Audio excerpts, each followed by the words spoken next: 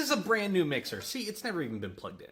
There's just one problem. Well, several problems actually. You can tell we locked the machine here and just gonna put just a light bit of pressure. Look, it breaks loose. And the minute this thing starts mixing anything, that's gonna break loose. The head is just gonna start thrashing like crazy. Now, it also comes with some plastic internals. As you can tell, they like to melt. So we're gonna go through this machine. I'm gonna show you how we do all of these upgrades to make sure that this machine functions properly. Now, first things first, I actually do want to snip this because we do want to plug it in and take a listen. It runs great.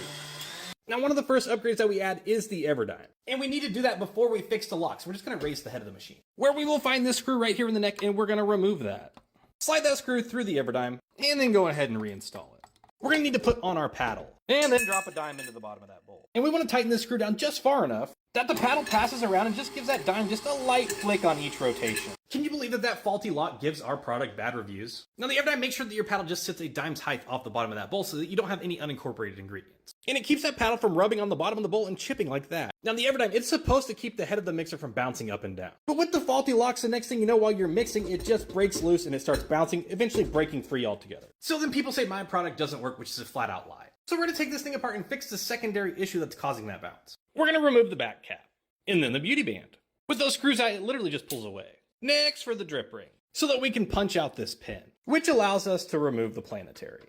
And that's going to give us access to all of these screws. We need to remove them, which will finally allow us to separate these heads and we can get access to the lock lever. Now, before we get to work on this lock lever, this is that plastic piece that melts right here. It is the push rod that actually helps change the speeds. It sits right on top of this field assembly, and when you're using your mixer hard, it gets hot and it melts it. And when it melts, it no longer allows itself to push back and change the speeds on that plate. You see how that moves? That's essential for changing the speed. Any machine made after 2019 has that plastic part, but well, we manufactured metal ones. And we replace these on every mixer that we offer. It's part of our upgrades. Don't worry, you can do this at home as well. We're simply just going to remove this spring and this screw that holds the speed lever, which allows us to remove that speed lever, which we will be replacing because, well, you can see it's cracked. By the way, that lock lever, it was cracked even worse. Take a look at that.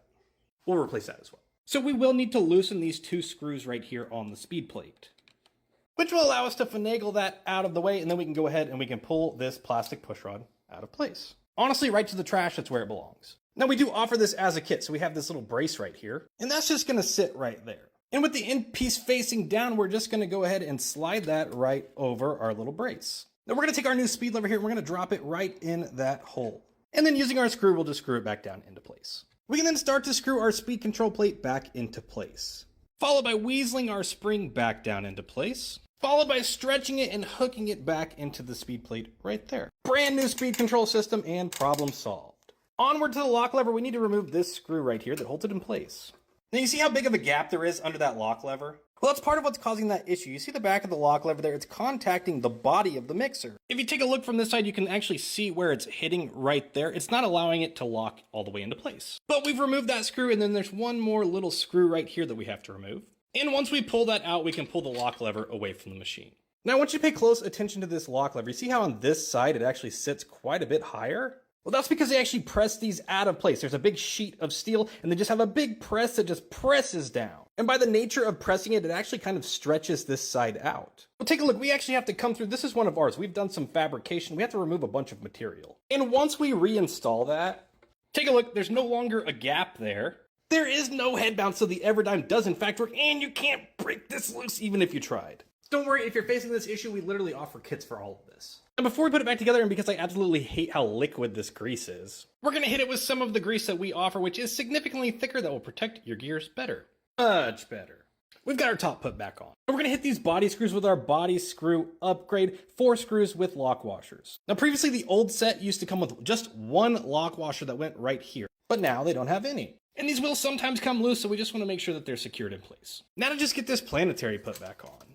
And in doing so, we may realize there's no longer a spring and washer here on the beater shaft. This makes a huge difference, super easy to install. Now without it, look how much play is in this paddle. That means as it's mixing, that paddle's gonna come that high off the bottom of that bowl, resulting in ingredients that just aren't getting mixed properly. Simply slide this spring up the shaft and then split it, and then just twist it up into place. It literally couldn't be easier.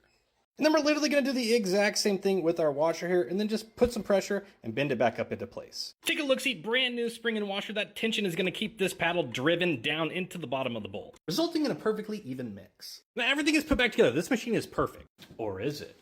It's just missing one thing, the love handle, which adds functionality and flair. Remove this thumb screw and this badge, and then simply slide that love handle into place. We'll secure it by reinstalling our thumb screw.